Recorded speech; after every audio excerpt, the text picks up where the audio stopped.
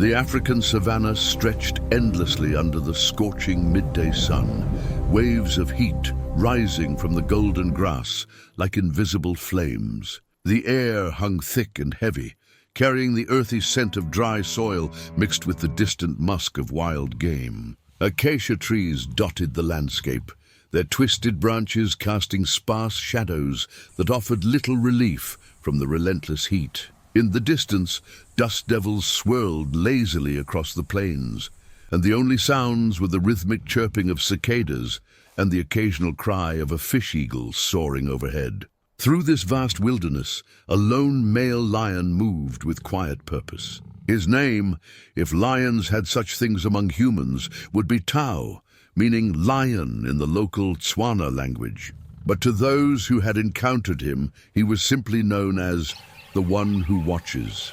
His amber eyes, ringed with the wisdom of many seasons, scanned the horizon with an intelligence that seemed almost human. His mane, dark and full, rippled in the hot breeze as he padded through the tall grass, each paw print leaving a temporary mark in the dust before the wind erased it. Tao wasn't hunting. His belly was full from a successful hunt the previous night, and the midday heat discouraged most predators from exerting themselves. Instead, he was doing what he often did, patrolling the boundaries of his territory, watching, observing. Rangers in the nearby wildlife reserve had noticed this peculiar behavior over the years. Unlike other lions who spent their days sleeping in the shade, Tao seemed drawn to the dirt road that cut through the reserve, the same road that tourists and researchers used to traverse this wild kingdom. The lion paused at the crest of a small hill, his nostrils flaring as he caught something unexpected on the wind.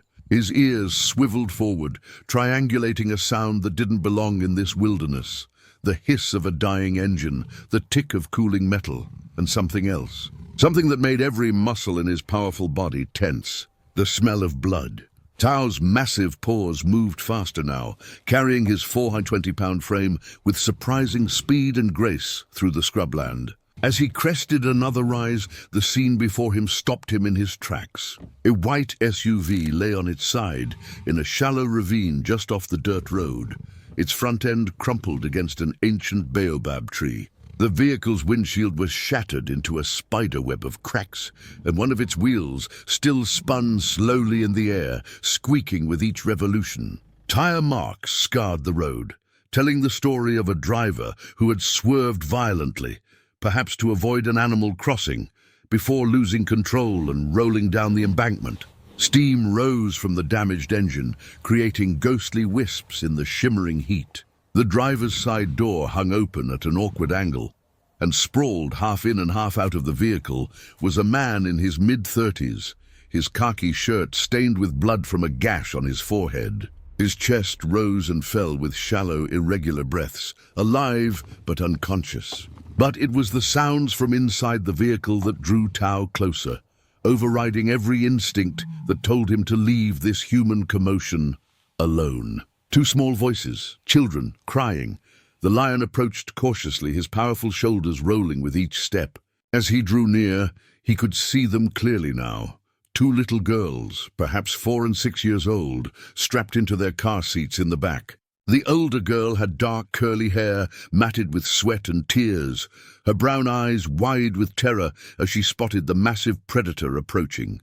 The younger one, barely more than a toddler, wailed inconsolably, her face red and scrunched, unaware that death itself seemed to be walking toward them on 4 powerful legs. "Daddy!" The older girl screamed, her voice cracking with desperation. "Daddy, wake up! Please wake up!" Tao stopped 10 feet from the vehicle, his massive head lowering as he assessed the situation with those eerily intelligent amber eyes.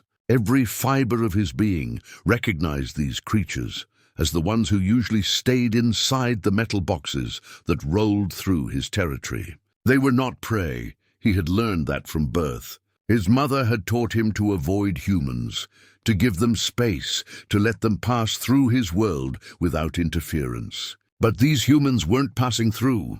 They were broken, vulnerable, dying, perhaps. The man's breathing grew more labored, a wet rattle accompanying each exhale.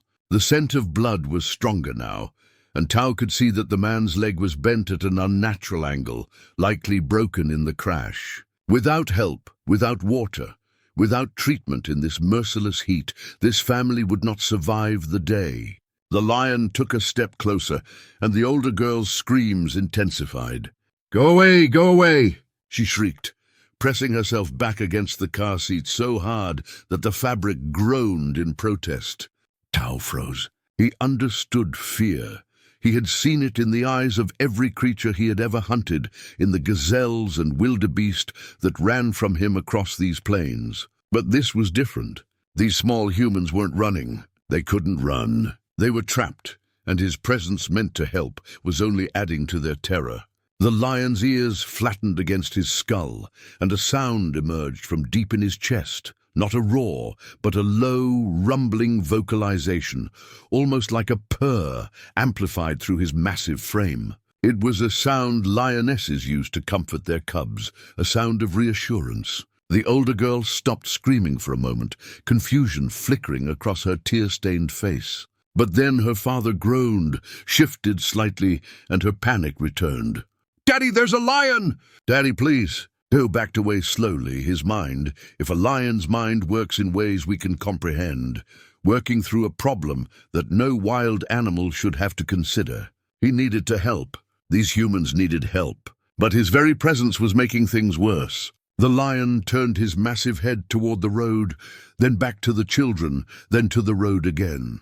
And then, with a decision that would astound everyone who would later hear this tale, Tao did something that defied every natural instinct. He left to find other humans. Tao moved with purpose now, his powerful legs carrying him parallel to the dirt road at a steady lope. His tongue lolled from his mouth as the heat and exertion took their toll, but he didn't slow. He had seen other humans before, rangers in their green uniforms, tourists in vehicles with cameras, researchers who watched his pride from a distance. There was a camp. He had passed it many times, had smelled the wood smoke and heard the sounds of human habitation. It was perhaps 3 miles from where the broken vehicle lay, 3 miles across terrain that would take the humans hours to traverse on foot, but which Tao could cover in mere minutes. But as he ran, doubt crept into his actions. Would they understand? Would they follow?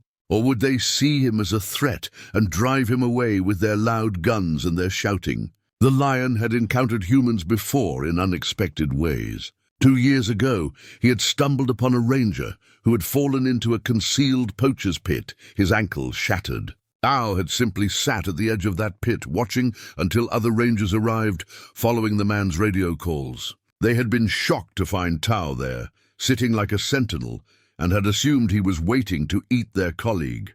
But when they arrived, Tao had simply walked away. And there was the time he had found a research vehicle with a flat tire, its occupants, a young couple from Europe, surrounded by a clan of hyenas that had sensed their vulnerability. Tao had approached, and the hyenas, recognizing the dominant predator, had scattered. The couple had been terrified, but Tao had merely settled in the shade of a nearby tree, watching until another vehicle arrived to help them. Only then did he leave. The local Maasai people who lived on the reserve's borders whispered that Tao was touched by Ngai, the god who lived on the mountain. They said he carried an old soul, that he understood the sacred bond between all living things. The rangers laughed off such superstitions, but they couldn't deny that this particular lion behaved differently than any they had encountered in their combined decades of field experience. Now, as the research camp came into view, a cluster of canvas tents and a wooden structure serving as headquarters, Tao slowed his pace. How could he make them understand? How could he communicate urgency, compassion, the need for immediate action? 3 figures stood near the main building, their voices carrying across the still air. Tao recognized them by sight and scent. Dr. Sarah Mitchell, the tall woman with sun-bleached hair who studied lion behavior. James Okello, the head ranger whose family had lived on this land for generations. And Marcus Webb, a wildlife photographer whose presence over the past month had become familiar. Tao approached openly, making no attempt to hide or stalk. He walked directly toward the camp, his head high, his gait purposeful but non-threatening. When he was perhaps 50 yards away, close enough to be clearly seen, but far enough not to be immediately dangerous, he stopped and he roared. Not the territorial roar that declared dominance or warned off rivals, but 3 short, urgent roars, followed by a long, almost plaintive bellow that echoed across the savannah like a call for help. Sarah dropped the clipboard she'd been holding. That's Tao. That's impossible. He never comes this close to camp. Something's wrong, James said immediately, his hand moving instinctively to the radio on his belt. In all my years, I've never seen him behave like this. Marcus raised his camera, his photographer's instinct kicking in, but he was trembling. Should we get inside? Should we? Wait, Sarah whispered. Just wait. Look at him. Tao took several steps toward them, then stopped. He turned his massive head to look back the way he had come, then looked at them again. He repeated this action 3 times, his body language unmistakable, even across species boundaries. He wants us to follow him, James breathed, his voice filled with disbelief. Dear God, he's trying to tell us something. That's not possible, Marcus said. But his camera kept clicking, capturing this unprecedented moment. Lions don't do that. They're not like dolphins or elephants. They don't seek out human help. But even as he spoke, Tao was doing exactly that. The lion took several more steps toward them, close enough now that they could see the urgency in those amber eyes, could hear the unusual vocalizations, not growls or roars, but something else, something that sounded almost like whimpering, a sound no adult male lion should make. And then Tao did something that would later become the most shared wildlife photograph of the year. He sat down, lifted one massive paw and placed it over his heart, a gesture so human, so implausible, that all 3 observers froze in stunned silence. Did he just... Sarah's voice trailed off. I got it, Marcus whispered, his camera still clicking. I got the shot, but no one's going to believe it. James was already moving, his radio crackling to life in his hand. This is Okello at Research Camp 1. I need all available rangers to my location immediately. And someone get the medical team on standby. I think we have an emergency. James, Sarah grabbed his arm. You're really going to follow a wild lion into the bush? The ranger looked at Tao, who had stood again and was watching them intently, waiting. Sarah, my grandmother told me stories about lions like this when I was a child. She said that sometimes Guy sends his messengers to test whether humans have forgotten how to listen to the world around them. I thought they were just stories. He paused, meeting the lion's gaze. I'm not going to fail that test. Within minutes, 2 rangers arrived on an ATV, another following in a safari vehicle. Sarah grabbed a medical kit, standard equipment for field researchers who often dealt with injuries far from proper hospitals. Marcus kept his camera ready, documenting everything, his hands no longer shaking, but filled with a sense of witnessing something unprecedented. Tao watched them prepare, and the moment they were ready, he turned and began to run back the way he had come. Not at his full speed, no human vehicle could keep up with a lion at full sprint, but at a steady pace that the ATV could match. Follow him, James commanded the driver. But stay alert. If this is some kind of territorial thing, if there's another lion pride ahead, we need to be ready to retreat. But Sarah, studying Tao's body language as they bounced across the rough terrain, shook her head. Look at him. Look at his ears, his tail, the way he keeps checking back to make sure we're following. That's not aggression. That's not territorial behavior. She paused, searching for words adequate to describe what she was seeing. That's purposeful communication. That's intent. 20 minutes later, the vehicles crested a rise and saw the overturned SUV below. Tao had stopped about 30 yards from the accident, sitting on his haunches, watching them approach, his role as messenger complete. Dear God, James breathed, already radioing for the full emergency response team as he saw the scene. We've got a vehicle accident with casualties. Family of 3, looks like. Send the medical helicopter to these coordinates immediately. The rangers and researchers scrambled down the embankment, their training taking over. Sarah reached the unconscious man first. her fingers finding a pulse in his neck, weak but steady. "He's alive!" "Head trauma, possible internal injuries. We need to stabilize his neck before we move him." Marcus had moved to the back of the vehicle, where the two little girls were still strapped in their seats. The older girl, Emma, was crying but conscious, her eyes immediately finding the lion still sitting on the hillside above them. "The lion brought you here," she whispered, her voice hoarse from screaming. "He wanted to help us. I thought he was going to eat us, but he wanted to help." Her sister Lily had fallen into an exhausted sleep, her small chest rising and falling steadily despite the trauma.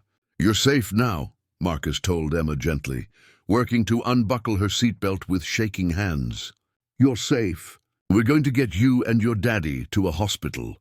As the Rangers worked to stabilize the father, whose name they would later learn was Thomas Brennan, an environmental consultant who'd been driving to the research camp for a meeting when the accident occurred, Sarah stood and looked up at Tao. The lion hadn't moved. He sat there, majestic and still, watching the rescue operation with those remarkable amber eyes. And as Sarah met his gaze, she understood with a clarity that transcended scientific explanation that this animal had made a choice, had overridden millions of years of evolved behavior to perform an act of pure compassion. "Thank you," she said softly, knowing it was absurd to speak to a wild lion, yet unable to stop herself. "Thank you for bringing us here." Tao's ears swiveled forward at the sound of her voice, and then, with a grace that seemed almost ceremonial, he stood, dipped his massive head in what could only be described as a nod, and turned away. "Wait!" Emma called out from where Marcus held her. "Wait, lion!" "Thank you. Thank you for saving my daddy." Tao paused. For a long moment he stood still, his profile magnificent against the bright African sky. Then he looked back over his shoulder one last time, his gaze sweeping across the rescued family, the helpers, the scene of humans and animals connected by an invisible thread of compassion that transcended species and reason. And then he walked away, disappearing into the tall grass like a ghost, like a myth come to life and then fading back into legend. The helicopter arrived within the hour, and Thomas Brennan was airlifted to a hospital in Gaborone, where surgeons would repair his fractured leg and treat his concussion. Emma and Lily were checked over by paramedics, dehydrated and traumatized, but physically unharmed. In the days that followed, their story would spread across the internet, shared millions of times. The photograph of Tao with his paw over his heart, becoming an instant symbol of the compassionate intelligence of the animal kingdom. Dr. Sarah Mitchell would spend the next several months analyzing the incident, writing a paper that would challenge prevailing assumptions about lion cognition and behavior. What we witnessed wasn't anthropomorphization or wishful thinking, she would later explain in a TED Talk that garnered 8 million views. It was a demonstration of cross-species empathy that forces us to reconsider the emotional lives of apex predators. Tao didn't save that family because he thought they were baby lions. He saved them because he recognized suffering and chose, against all instinct, to help. James Okello, drawing on the wisdom passed down through generations of his family. Put it more simply, my grandmother was right.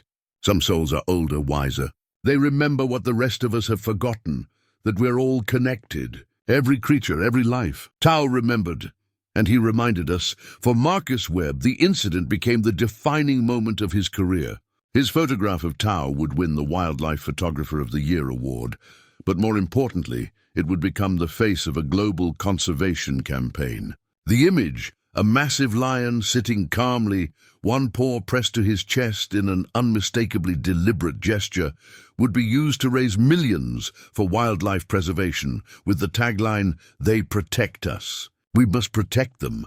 But perhaps the most moving reflection came from Emma Brennan herself, 8 years old by the time her story was shared worldwide. In a video message that her mother helped her record, sitting in the hospital room where her father was recovering, she looked directly into the camera with the solemn certainty of a child who has witnessed a miracle. "I thought lions were scary," she said, her voice small but clear. I thought they only wanted to hurt people.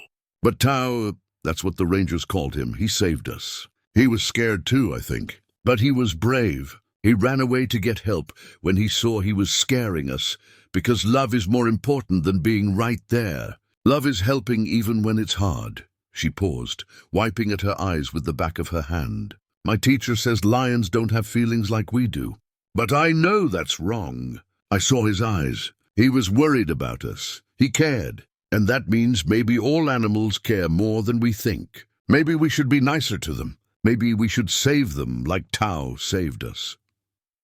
In the months and years that followed, researchers would return to study Tao with renewed interest, documenting other instances of his unusual behavior. They would discover that he had indeed intervened in similar ways before, sitting vigil over a lost ranger, deterring hyenas from vulnerable tourists, once even guiding a mother elephant and her calf away from a poacher's trap. Marine biologist Dr. Karen Pryor, commenting on the documented behaviors, noted, "What we're seeing with Tao aligns with emerging research across multiple species. Empathy and altruism aren't uniquely human traits.